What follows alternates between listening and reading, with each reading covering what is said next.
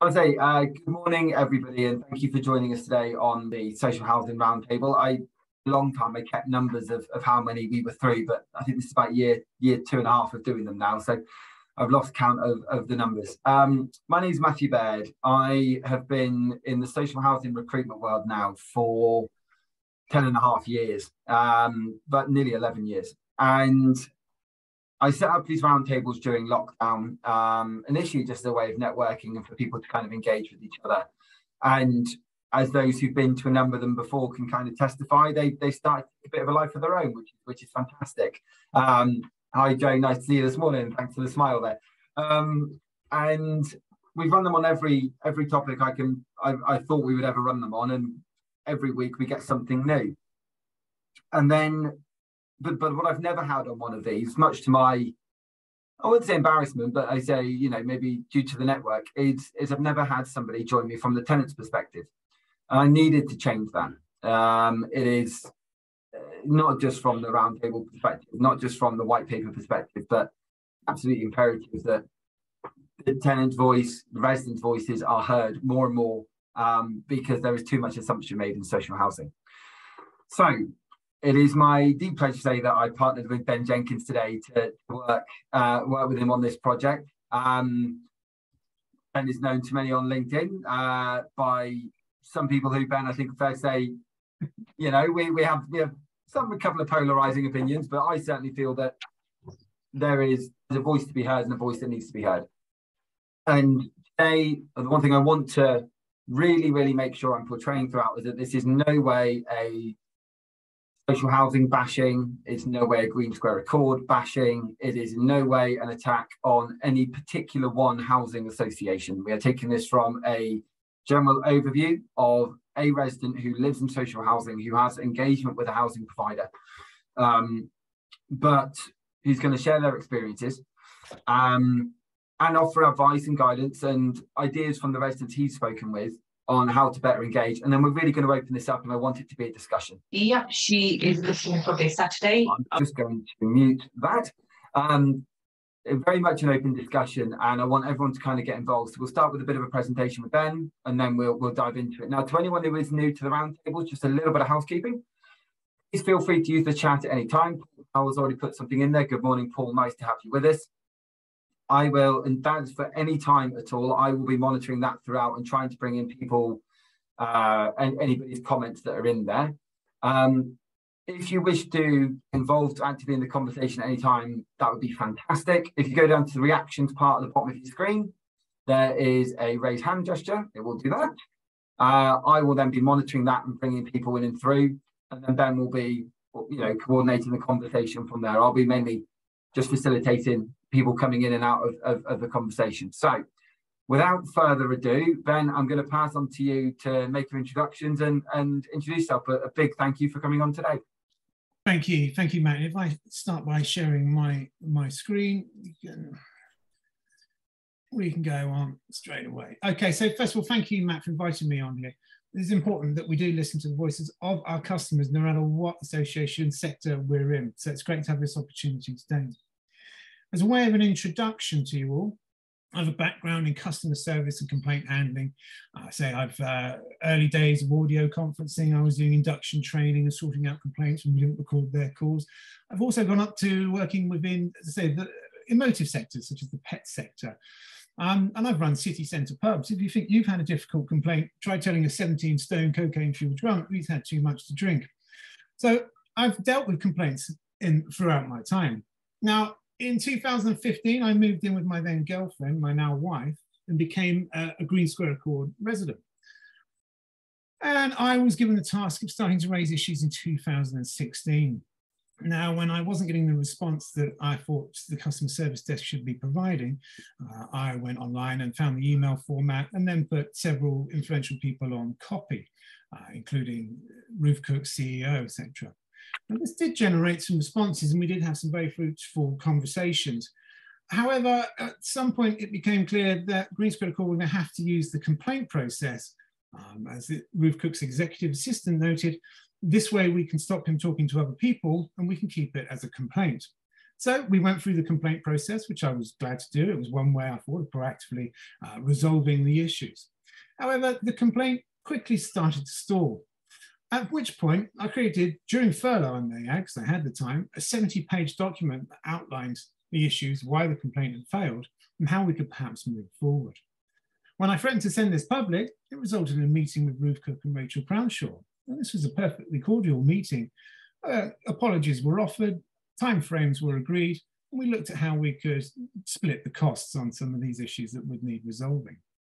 I was also invited to take part in their customer engagement team, something that I duly did.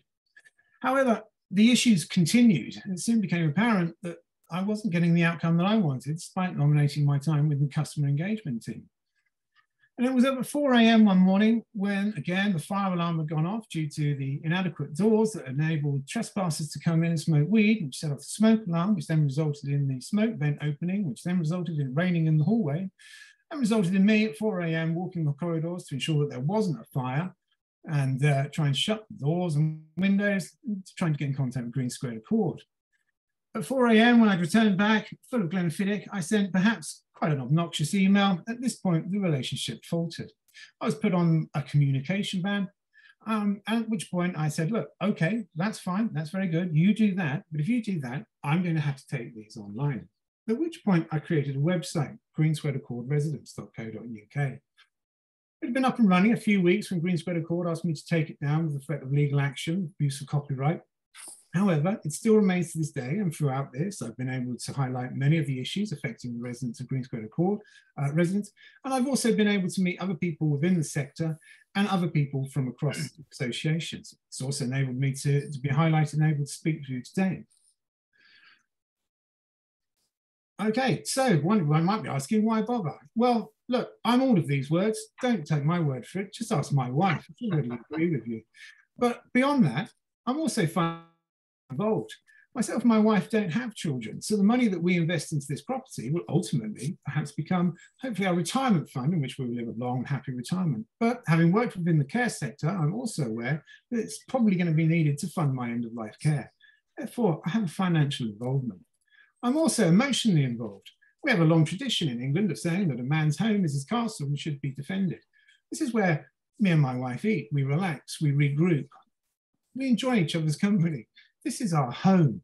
And as such, I'm emotionally involved, which gives me the reason to bother. Now, having communicating with residents and having spoken to residents across the association, I've come up with a theory that I think is something that we need to update.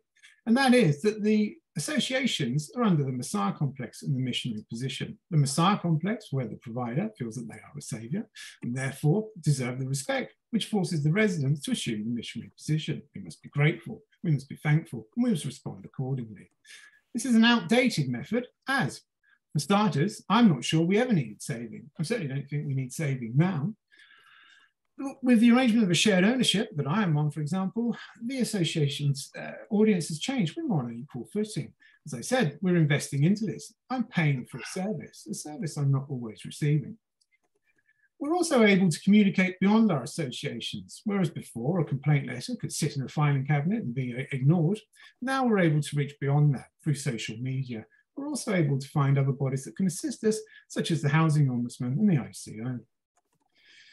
It's based around a class structure which I don't agree with, but nevertheless it's there. A class structure that suggests poor people are less virtuous, lacking education and less fortunate. Look, put me in a room full of rich people and see how virtuous they are. I don't think it's something that's concerned to the poor.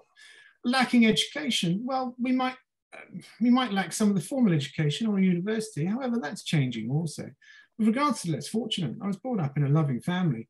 My father in particular would teach me the benefit of seeking answers through the library rather than just dismissing my questions. Has the mindset changed within the sector though? I don't think it has. And the problem behind that is we have seasoned housing association members and their current attitudes pollute the new ones coming in. They're also behind the training. So it brings in these old notions. In a recent resident meeting between myself, residents and GreenSquareAccord, and an agenda that they had put together, it was clear that they were woefully unable and ill-prepared. They lacked empathy skill set, and how many of us would, in a client meeting, when when in a client meeting, how many of us would turn around and say, well, look, that's just your opinion and we're doing the best we can. It's clear that that wasn't acceptable. Internal emails that I've required via a subject's access request also reveal that this pervasive attitude exists within the hallowed corridors. Okay, so let's look at how communicating with customers. Let's start with the bloodline for any call center or any customer service desk. It's calls and emails. So let's look at a customer call. Well, for starters, they're always polite. No problem there. However, the notes seldom reflect the calls. Callbacks, for this reason, are not honoured. Call recordings are lost, which miss training opportunities. All right, let's take the route of the email. So assurances are made that it will be passed on to the correct team. That's your first line of contact. But then deadlines are missed. We chase for updates, which brings us into timeframes. So what's gone from a 7 working day timeframe is now moved into 10 working days, at which point residents have to chase. And we're usually told, if we don't respond, please raise as a complaint. This takes us back to a customer call, which is polite, but of course the notes seldom reflect. As such, callbacks are not honoured, call recordings are lost. We go to email, where assurances are made, deadlines are missed, chases are updated. As you can see, it's a vicious circle and not particularly fulfilling.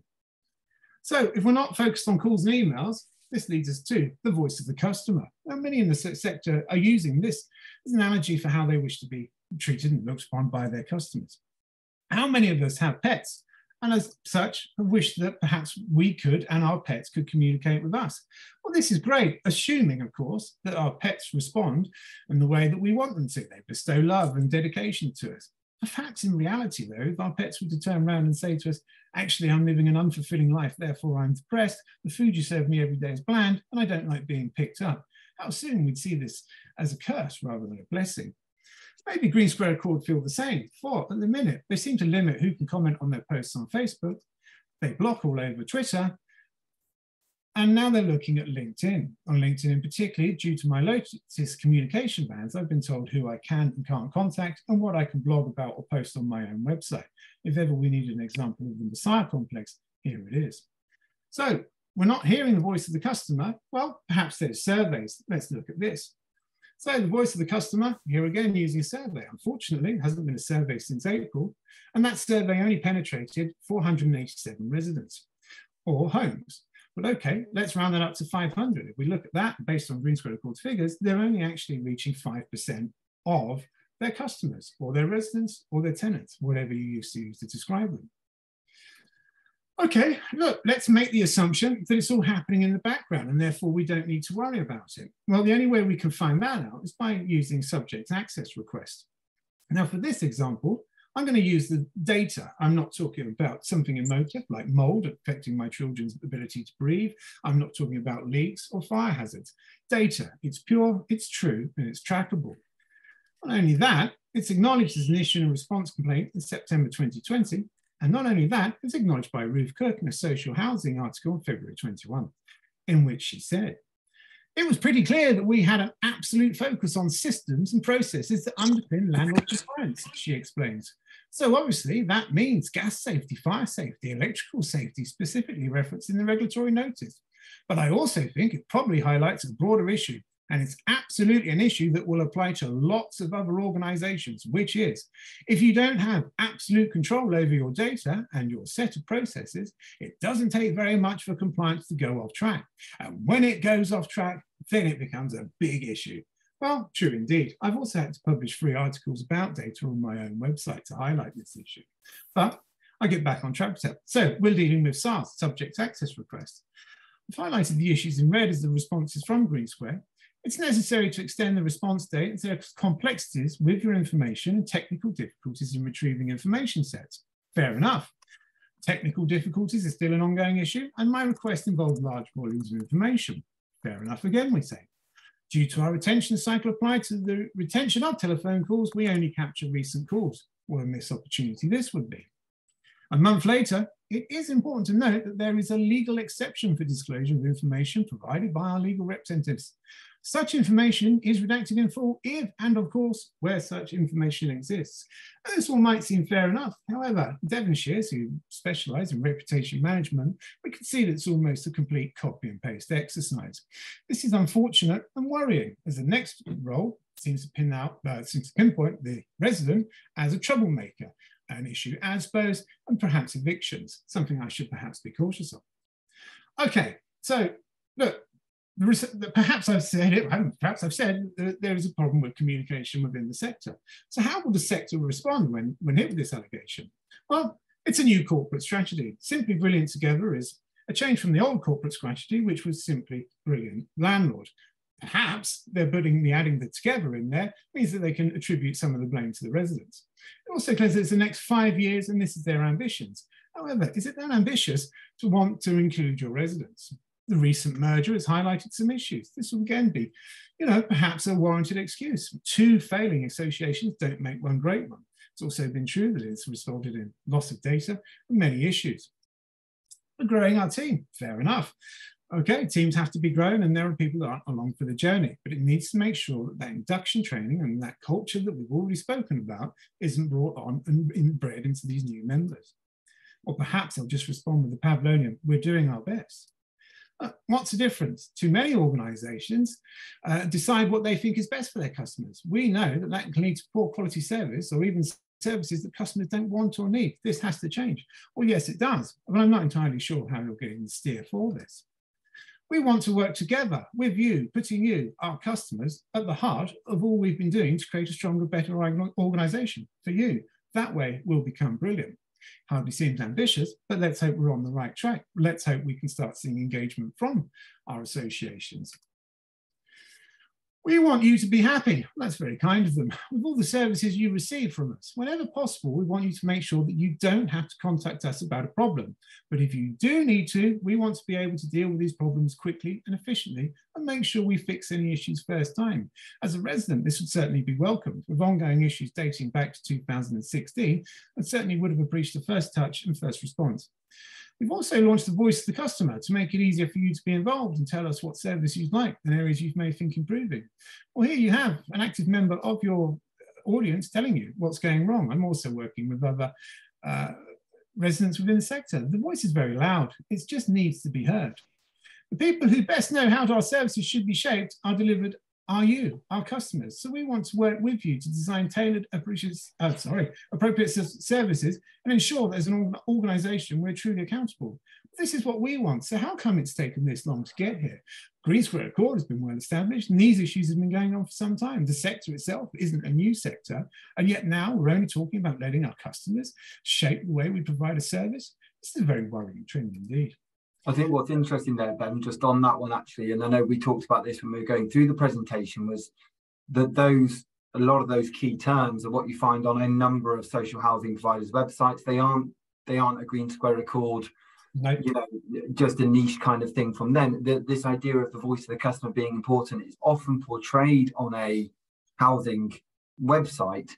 And I think today's roundtable in particular is where we're focusing, and I'm hoping, I feel you're showing that so far, is that actually that voice isn't always being heard in the way that it needs to.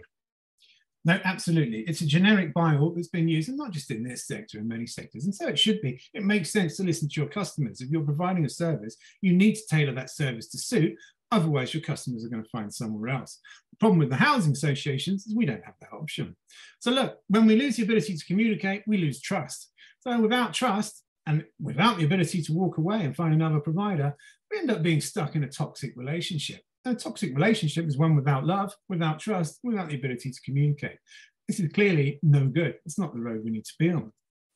3 big questions that I get asked by other residents through Twitter and other conversations and through emails. Why are associations that fail allowed to build new homes?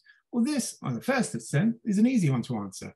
As a population grows, our society needs new homes, and we need people to build that. Perhaps that's why we make this devil's pact. The second one is more worrying. The fact that the associations take the money from the new builds and invest that money into repairing dilapidated stock. Now, in any other sector, this would be called a Ponzi or pyramid scheme. But here, it's almost endorsed. How can the wages being paid to senior leaders be warranted? I don't think they can. This customer journey that we've been on hasn't materialised, and we've been in the run for 6 years now. So perhaps they can't. Perhaps we need to do the restructuring. As I have a financial investment within this company, as in theory, a stakeholder, perhaps we should all be allowed to tailor who gets paid what and who we employ, and perhaps have a board role environment. And look, why is it so hard to hold them for account? I've had an ombudsman, housing ombudsman complaint on and running for 13 months now. It seems to be continuing. I've also reported GreenSquareAccord, as I know other residents have, to the ICO. Yet it seems easier for GreenSquare and perhaps other associations to take a slap on the wrist than to provide the data that's needed.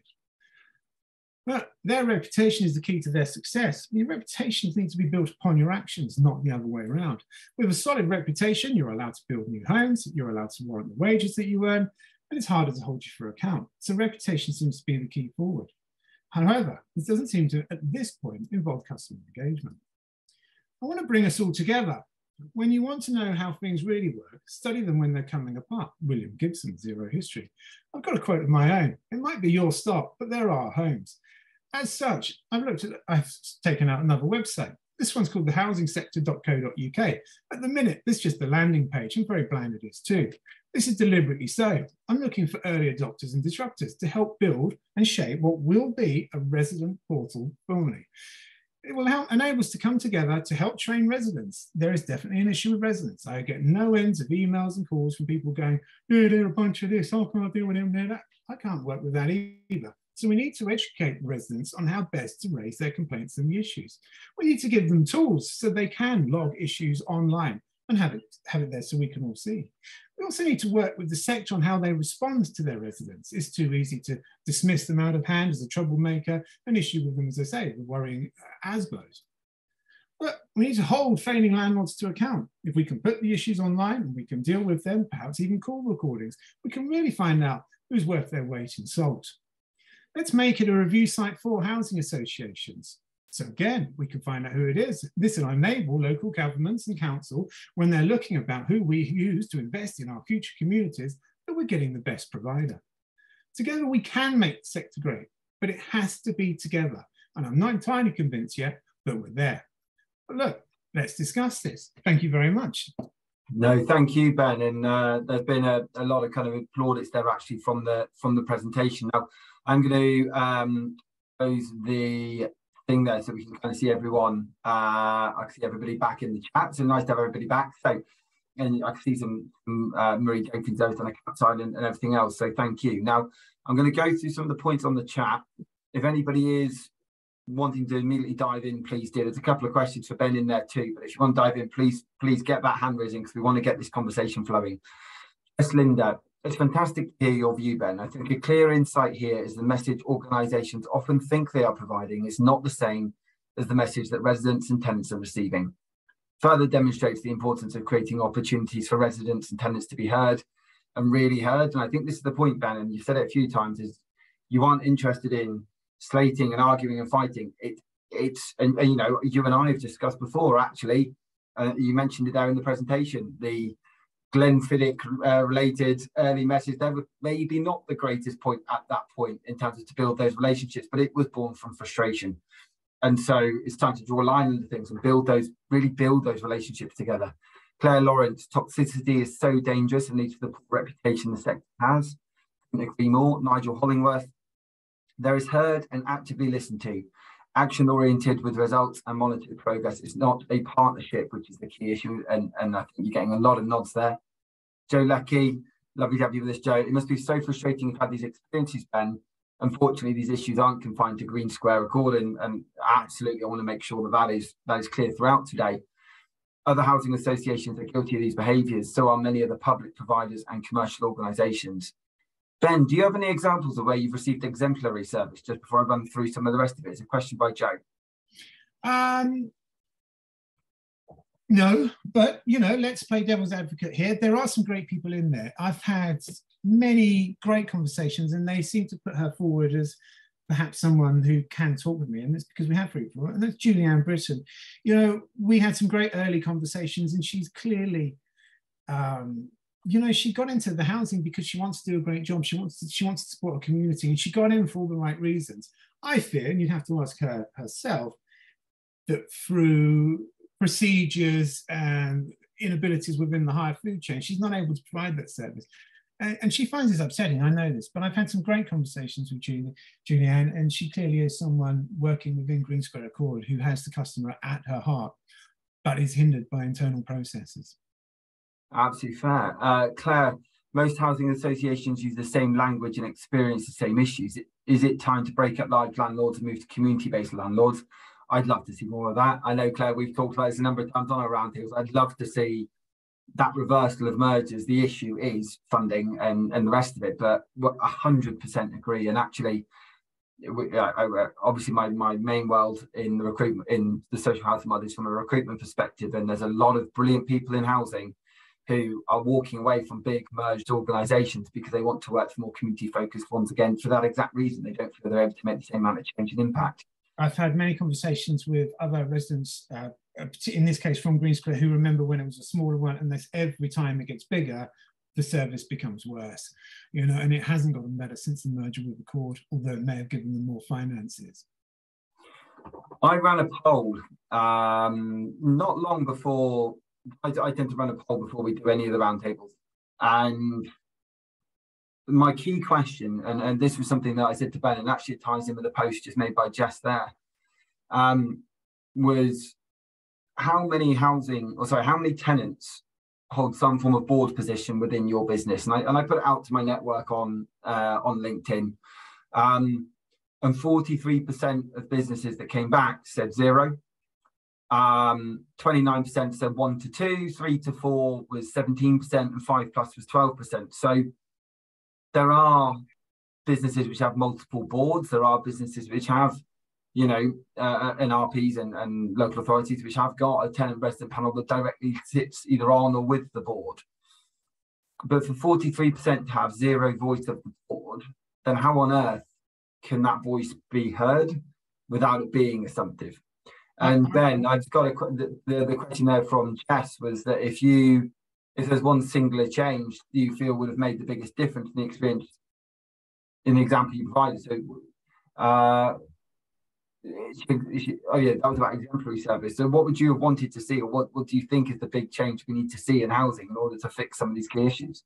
Okay, so look, whenever I would teach teams on the value of a complaint, it's this. Look, we all make mistakes, you know, myself included. I'm not immune to this. We all make them. How you deal with it? There's learnings to be had. If GreenSquareAccord had earlier on come to me and said, do you know what, Ben, we completely dropped the ball on that one. Lift safety is important to us, and we're going to get that fixed. Here's a time frame for it. Here's how we're going to do it. Look, we're going to need to take some time because it's all of these reasons would have been perfectly valid, but we don't do that. We sit back and go, yeah, it's been passed to the regular team, and then the residents have to keep chasing and chasing and chasing. If you can't fix something, let's establish why and let's get the problems. But as someone, and you're talking about people being put on the board, and I agree with that, as we've already discussed, but actually I'm now a stakeholder already because me and my wife are paying into this shared ownership. So I'm actually a stakeholder. As I said to you earlier, I'm invested in this. So when it doesn't go right, I want to know why. And then when we know why, we can look to fix it. So don't keep it all under the table and under the mat, you know, and I've used that on my website before. Don't brush the issues away and hope they'll disappear. They're not going to disappear for the simple reason that tomorrow I can't walk away and go and live somewhere else without it being a major hurdle. We're in this together, so work together.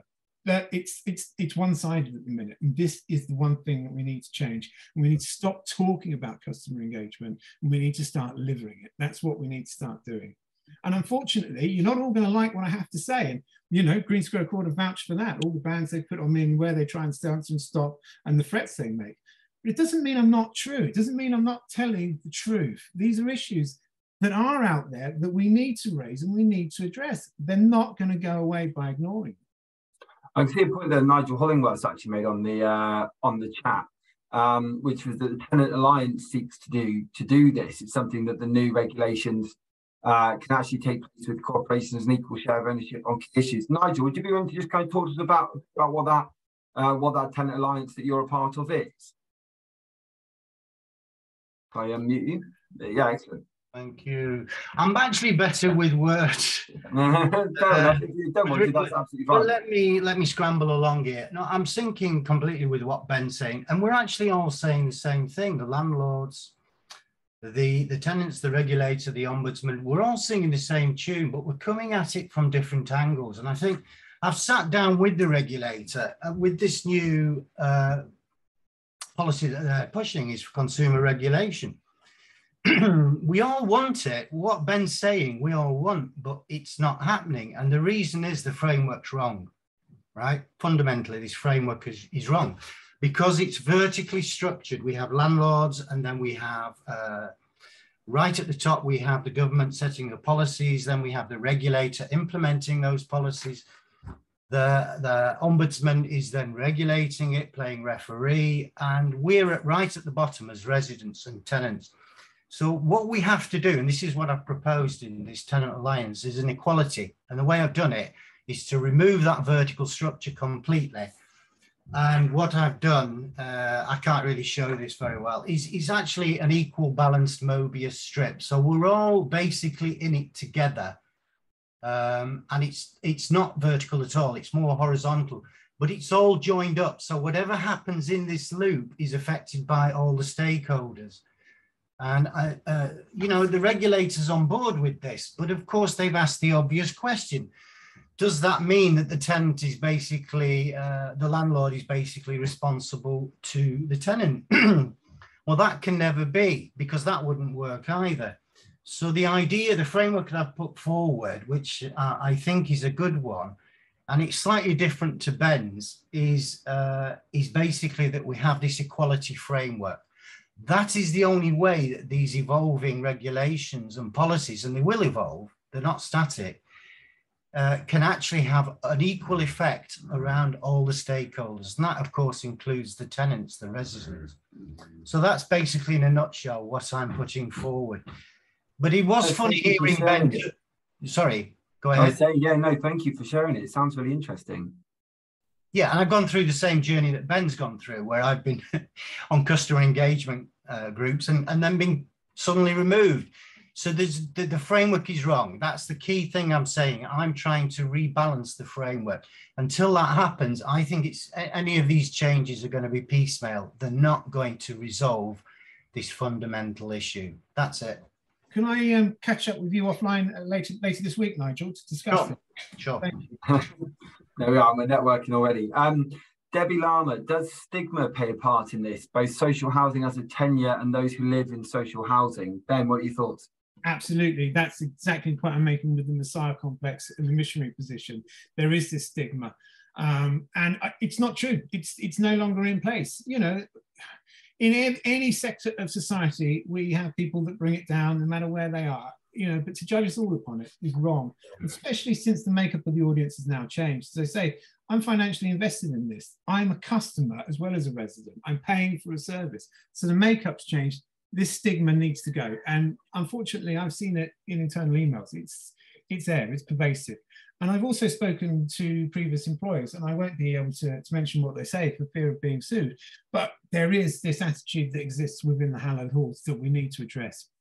There absolutely is. I got a letter actually through just yesterday from, there's potentially a planning permission for a new young person service just up the road from me. And the person who's obviously against this has posted a letter through everyone's door, and the language used in that is just all, oh, if we have this, there's going to be knife crime in the area, people are going to get this, that, the other. And I'm like, this just isn't, this isn't true. It's just. And my flats, it's 43 flats, you know, and it's mixed. And, you know, thanks in part to GreenSquare and the WhatsApp group that I've started and where we all come together now, we've got a great community and we all live and thrive together. You know, we all put our trousers on one leg at a time. Claire Lawrence, how can we all make the biggest changes in our own organisations? I think we all recognise the issues. It's hard to see a solution, which is spiriting. I think this is one of the key things of the roundtable, and I'm really glad you brought that up. You know, at this point really, because it's very easy, and I know Nigel's touching it and Ben's touching it, for us to talk about the issues and the problems. But what I always want from these roundtables is do people take away something that they can actively change. What can actively change? What can we do to improve this? Because we know there's a problem. It's clear there's a problem. We've got people both from the tenant side and the resident side and those who are working in housing associations themselves saying there is a problem. And Claire, I think that is the big question. Adrian Phipps has mentioned there, adopting and embedding co-productions of framework could help change culture based on equal and reciprocal relationships, which builds trust. I think trust is the biggest issue housing has in general at the moment. Marie Jenkins, do complaints handling staff have appropriate training? sometimes it's about managing expectations and understanding the outcomes that are being sought by complainants. And Joe, Lucky, I'm sure you'll dive in on that one in just a moment. I will bring you in. Yasmin, complaints are one of the most powerful ways to collect feedback and catalyse service improvement. But in reality, are we really using this feedback to improve service delivery and customer experiences? Joe, Lucky, no. Debbie Lana, totally agree, Ben. But while governments still promote home ownership at the only aspiration, and don't get me started on the media, absolutely agree, Debbie. Like there is a stigma of anybody who rents that somehow that just means that they aren't worth the same no matter what they rent. Never mind those renting in social housing. And I will go on, but Joe, I'm going to bring you in because I've seen you've been quite vocal on the chat today. Are you okay if I bring you in just on a couple of those points, particularly kind of around this piece from your experience around, because a lot of what Ben has mentioned today is on that complaints handling piece. So I know we've done roundtables on complaints handling where the problems are and the culture of those, but is one of your biggest frustrations, I guess, around this piece of the tenant's voice just being almost dismissed rather than not listened to, almost dismissed overall? Ben mentioned about was it complaint handlers? Somebody mentioned, is it complaint handlers that need more training? And I would say no, it's not complaint handlers who need more training, because complaint handlers are recruited for their ability to be able to manage complaints. They've got the skill set. They know how to handle complaints. Yes, there's probably there are some tweaks that need to happen. So, for example, Ben said that when people join organisations, they might come in with the right mindset, but they soon get polluted. And that's unfortunately what happens, because what happens is complaint handlers come into the organisation, they've got the right skill set, but then they encounter the barriers when they try to investigate and get resolution to complaints. It's not the complaint handlers, it's everyone else that's the issue. They're not seeing complaints as the golden nugget of feedback that will give them the information they need to improve their services, and they're not taking the learning from those complaints and incorporating it into redesigning the services. So what they do is they firefight. So every complaint gets dealt with, and that complaint gets resolved for that person, and then they move on to the next one, and the same complaints keep being repeated over and over again. And that's what I see going into organisations all the time. They're not learning from the complaints and making sense. Change? Because the last few comments, all in the, rather than go through them all, they're all very similar, although I don't mean to be disparaging there in terms of that, but the last few have all been saying the ability to access complaints and follow through with the complaint, and then being actually dealt with for what it is, and the wider issue rather than the individual issue. Is this the biggest problem at the moment in housing? I don't think it is. I don't think it is. I think there are mechanisms there. It's very, the Ombudsman has in his code, you must be able to access complaints in any format. So you can access it online, by phone, in writing, by email, however you want to make your complaint. The organisation must accept it that way. And that most organisations now, because of the code, will have a complaints handling team or someone who is responsible for complaints. So I don't think that access is the issue. I think it's what happens after that that's the issue. The issues we had with our complaint was that it wasn't followed up. So the complaint handled the complaint, had closed the complaint, and then was rather shocked when 2 months later I was ringing up saying, why are these doors still not shutting? Yeah. Well, I don't know, we closed the complaint. But there was the failure. Because they close the complaint and then they don't follow up then. So they close the complaint to meet their key performance indicator. Yeah. So they close the complaint, they agree an action with you, and that's them able to close the complaint. They close the complaint and then nobody follows up to make sure, well, I'm generalizing because in some organizations that's not what happens, and in some cases that's not what happens. But unfortunately, in some cases that is what happens. Nobody follows up to make sure that that complaint is followed through and the person is finally satisfied with the outcome. And then that creates, I guess, the biggest disparity between that trust between tenant and landlord. And this is, you know, and let's not take away from anyone who works in housing, it is not an easy job. Like, it is not an easy role. There's an awful lot that goes on. There's an awful lot of moving parts consistently in both RPs and local authorities. It is not a simple role. But evidently what's coming through today, again, it's this assumption that that RP seem to know what's best for tenants because of whatever reason. And I take it back to my own examples in recruitment of my boss telling me that this is all you have to do to be good in recruitment, but they haven't recruited themselves for 15, 20 years. It's just that's how it was done back then, and that's what worked. I was like, well, the market is a completely different place now. And housing associations and the level, the size of some of these businesses are completely different now. So the ways that used to work don't work anymore. And actually, a few people have put on there that they're aware their own businesses have got systems and structures in place to facilitate complaints, but the culture itself doesn't change. I think that's probably your biggest frustration, Ben. I think so. Look, go to your worst complainer. Go to the one who's raised the most issues. Befriend them. You know, this ignoring, pushing away and fighting just creates enemies. And it's enemies under the same roof, which is the toxic relationship. Befriend them, start communicating, work with them, you know, to have, as I say, my communication extended for reasons that weren't in the first one. It's just pointless. The only reason I chased up the date was to give GreenSquare a chance to talk to me. I'm here. If you don't like what I'm posting, talk to me. Let's get it right so we can work together. But it's not. They dig in the trenches. No, you're wrong. We're not having it said. And this is throughout the sector. So many people on Twitter are reaching out saying they just don't listen. They block me. They cut me off. They won't have this. Let people talk. You might not like what they're saying, but that doesn't mean it's not true. Work with them to resolve it. So my advice to anyone with an association here today, go and find your worst complainer. Go and offer them an olive branch. Get the lines of communication open again and work with them. If you can fix the most vocal complainer, chances are you're going to clear 30% of your complaints off the bottom level straight away.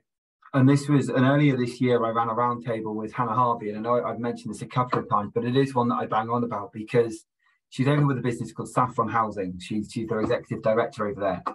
And she joined 3.5, 4 years ago as part of a new management team which went in because their business was in trouble with the regulator, and she talks about it openly and honestly.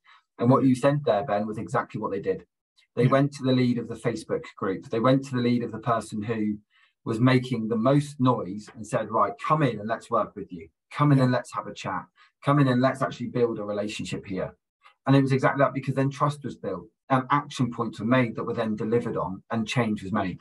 Joe, I'm going to bring you in, then I'll bring in Nigel, and then I'm going to the chat.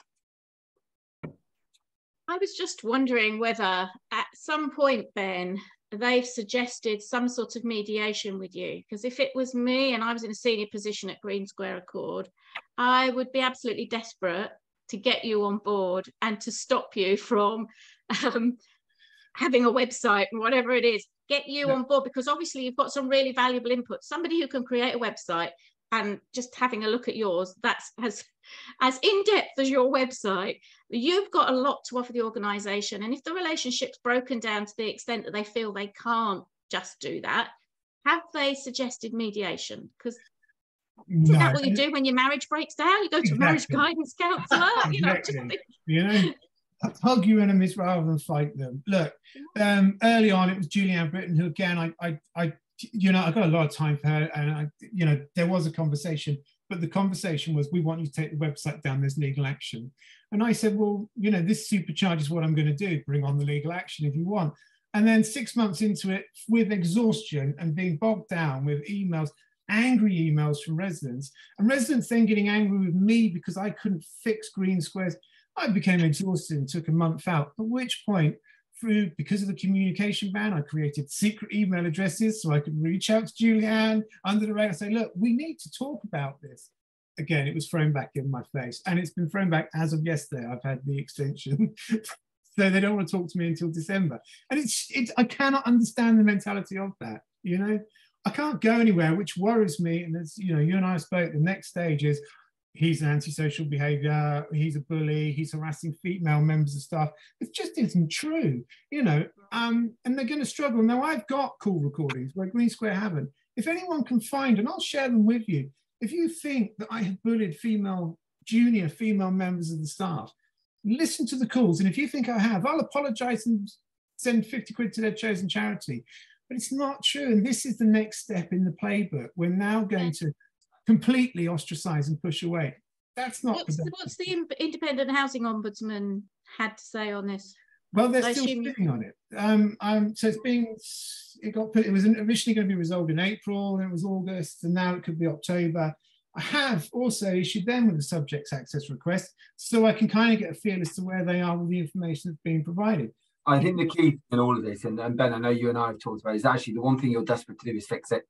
Yeah. Like, you just want to sit down and go, can we? Now, and you'll know yourself that actually there's a lot of kind of baggage that's coming with it from both sides, and that needs repairing, and that will take time. But that's where you bring in, a bit like Joe's mentioned, you bring in a mediator who's trained and specializes in that.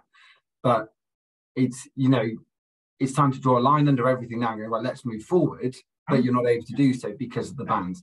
Nigel, I'm going to bring you in, and then there's quite a lot in the chat, so I'm going to run to that in a moment. But Nigel, please. I'll be really quick because it's on this point that both Ben and Joe are talking about. Basically, I mean, I don't know why you're surprised, Ben, why you've not been sort of actively engaged. I had the same experience, so I was even asked to join the board, and I had an interview, and they just didn't like what I told them. So they actually kicked me off everything, and they begged me back in different circles to come back. But all this experience has done for me, Ben, is it's just propelled me at turbo mode to do what is necessary to change things. So I'm working totally independent of my landlord. They're actually really worried what I'm doing, that I'm talking to the Ombudsman and the regulator and at the government level in what I'm doing. And I don't know why you're surprised, Ben, because this active engagement, and I've said this time and time again, will never work unless they see us as equal. If they think they're the power control, they dictate what's going to happen, all they'll do is listen with one ear. They won't actively engage. This is what's wrong. That's it. But then, like you said, that's a cultural issue, and it is one in housing in general. And I think what's unfair sometimes is actually a lot of the people who, I don't like the term frontline. Those people who are housing officers, tenancy engagement workers, customer service agents. They hate all of this, hearing this, because they are busting day and night to actually build those relationships, but nothing changes for them up top, so they don't have the power then to change further down the line. Go on, Ben. Thank you, Nigel. I am surprised because I'm used to working with people with issues and getting them resolved. So it is a surprise to me. I am independent of Green Square, and this is why I'm setting up this new website, so we can all come together as residents, as one voice, and say, no, enough, we're here speaking, we will be heard. And I think that needs to be done. We need to bring them on board, and we need to do that together. Yeah, and I lost my other point because I didn't write it down, so I'm very sorry to have done that, Nigel. That's right.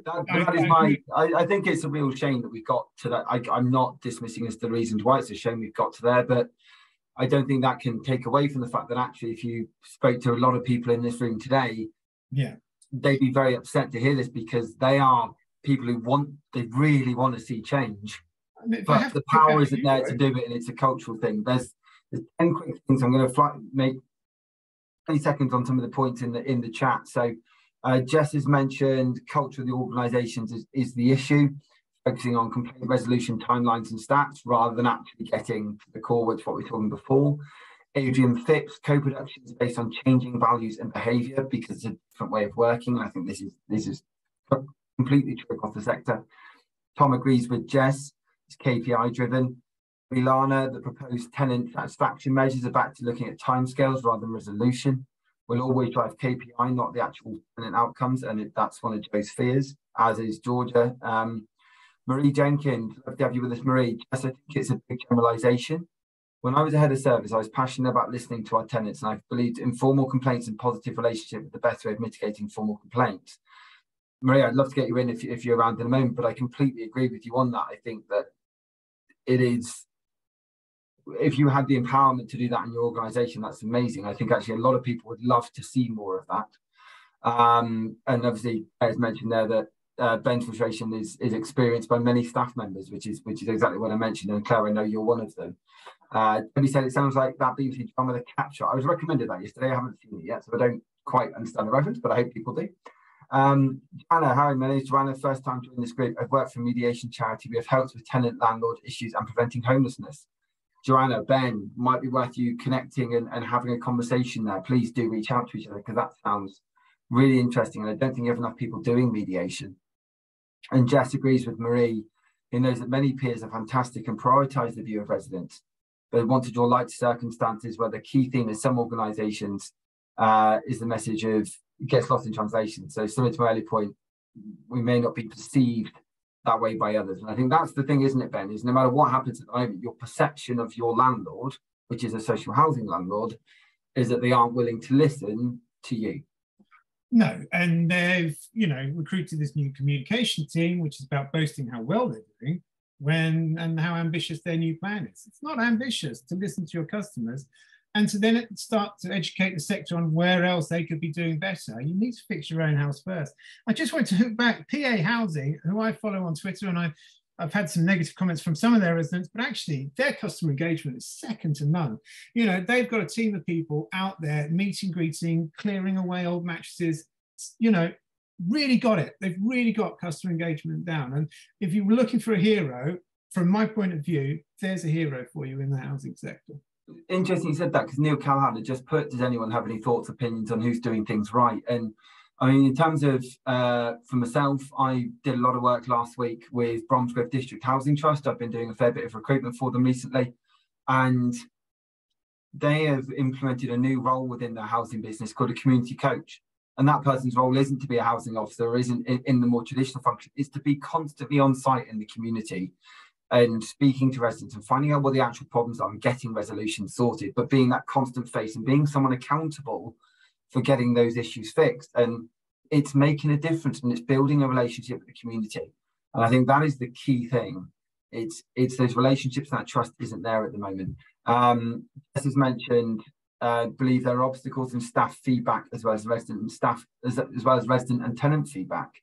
I know so many frustrated professionals are striving hard to make changes. Some residents don't feel heard. And I feel sometimes staff share the same or similar frustrations, but aren't able to communicate or have their views heard. And I think this chat today has completely backed that up. And by the sounds of it, Ben, I know you mentioned this, Julianne Britton. It seems that that's one of her big frustrations herself. And I mean, I'd hate to put words in anybody's mouth, but you seem to be speaking to someone there who wants to make change, but doesn't seem able to make the changes she wants. Yeah, and again, I must be careful. I get in enough trouble for my own words, let alone putting other people's words. So yes, I do have a sincere belief that she is trying her best and coming up against, may not be, she may be very good at telling me what she thinks I want to hear, but my heart of hearts, I believe that she is, doing her best, as are many within Green Square. Unfortunately, the culture bogs it down, and there is a toxic culture within there. Your face fits or it doesn't, which is, anyway, we're talking about the sector in general. So. Mm-hmm. No, absolutely fine. Yasmin has put in the chat there, nobody's getting it right 100%, but the bigger RPs are becoming the less insight they have on their service users. So this is very much a point which I think Claire mentioned earlier about getting back to community-led housing providers and how we can find a way to afford that and run that, because, and again, I'm generalising, I appreciate, but the big news stories at the moment that are coming out aren't community-led housing providers, aren't your smaller RPs, they're the G15, they're the bigger businesses that are coming out. And Ben, I know you and I talked about Peabody the other day, and the person who was unfortunately left deceased in their home for 2 years. Yeah, the trust there that goes with that is, you can't fix that unless you have a huge culture change. And I will come to you on that point, but Yasmin, please do dive in.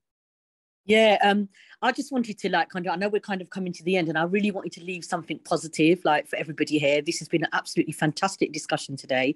I've been an interim for the last 2 years. So I've been in G15, community. Red Kite is definitely an organisation that I'll always fly a flag for. I did a little stint there as a feedback manager, and I really like their whole stance on complaints. What they've done is their complaints culture is not that complaints is a back office function. They've actually brought it out to the front. Everybody works collaboratively there. I'm not saying it's magical, it's amazing, and I wouldn't even say they've got it 100%, but they really are a grassroots level type of a housing association.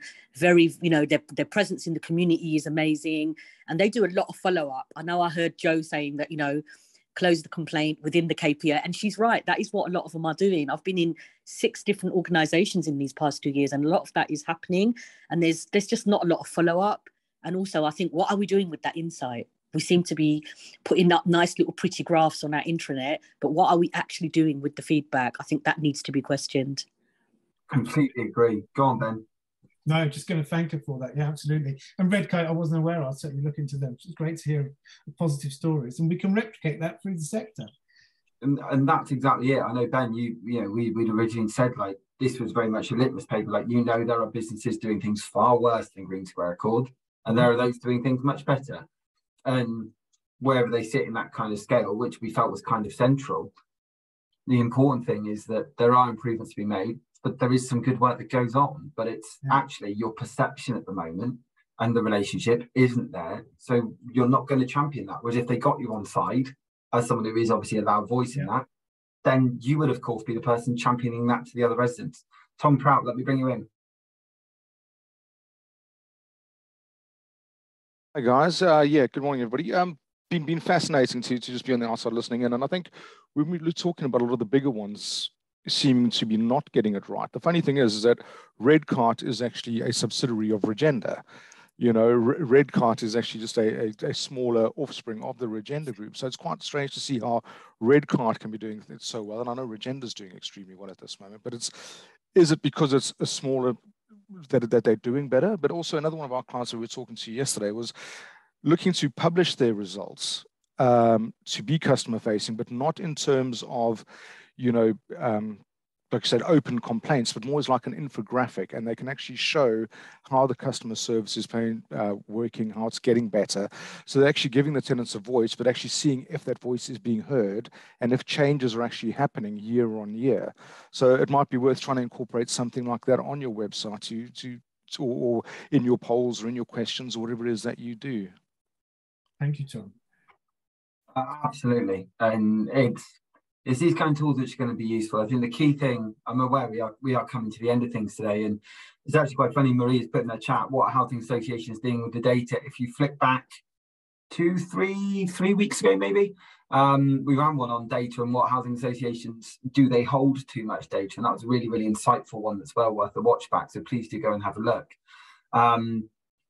And Yasmin said we spend so much money on surveys and on customer complaint portals and on everything else, but what are we doing with it? And finally, Neil Cahalan. So we work for a couple of associations who are engaging tenants using online communities to ostensibly conduct research amongst a representative sample of the tenants. It's proactive, and whilst not a channel for complaints, can be a place for association to understand issues affecting residents, whether happening now or emerging. These sound like things, Ben, that would be amazing to hear and to be able to engage with a bit more. And it is clear there are tools out there to be able to do this. But I just implore anybody, please don't give up. And I know that's a weird thing to say, but there's some amazing people in this room who really want to obviously make change and make difference. And Ben, you are one of them. But if we stop trying to fight that fight, then it isn't going to get better. And it's certainly a difficult one. But look, Ben, thank you so much for coming on today. I'll let you do final words in just a moment. I just want to say that this is an absolute passion of mine that I spend an awful lot of hours every week putting together and get absolutely no remuneration for it, much to the disappointment of people that I know who go, why don't you charge? And the point is I never want to charge for this. But I was recently called the ethical recruiter by Bromsgrove District Housing Trust and by a couple of others, and actually by Joe Lucky, so thank you for that. And the reason being is that the money which I get from my recruitment business, which I love recruiting in social housing, goes back into making sure I can afford and run these and do these for free. So if anyone is looking for recruitment support or staffing at the moment, please do reach out. But look, finally, Ben, let me leave you with final words and your thoughts on today. Okay, look, I think GreenSquare perhaps underestimated me a year ago when I said I was going to put this online. It's brought me here, but it's now put me in front of many of you within the sector. So thank you, Matt, for giving me this platform. Thank you all for your valuable insights and feedback. And look, we are in this together, and that's not just a buzzword. It needs to be more than a phrase. We really need to start living it. And the only way we can do it is when we all work together. So look, I'm serious about the website. I can't believe I was able to get housingsector.co.uk as a domain name, but I've got it. It's just a landing page. I'm going to be reaching out to people throughout the sector to try and help me build this. Let's do it. Let's give somewhere where residents can go, even if it just ends up being a signpost where we tell residents how to better deal with their own associations, then it will be a start in the right direction. But please, we're all in this together. Let's work together. Let's hug it out rather than fight it out. Thank you, Ben. Thank you, everybody else who could come today. I hope everyone got something useful they can take away. And if anyone wants to get involved in future roundtables or anything like that, then please reach out. But as for today, it's been a brilliant session, and I thank you all. Cheers. Thank you.